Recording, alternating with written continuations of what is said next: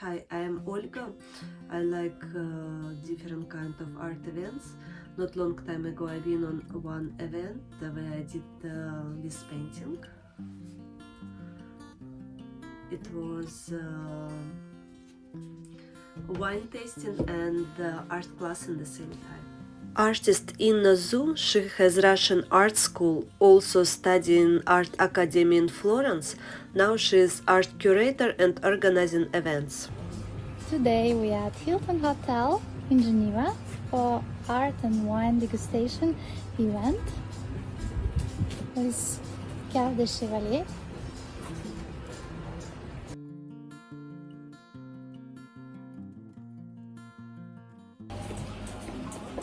We already have some participants who arrived and waiting for the others.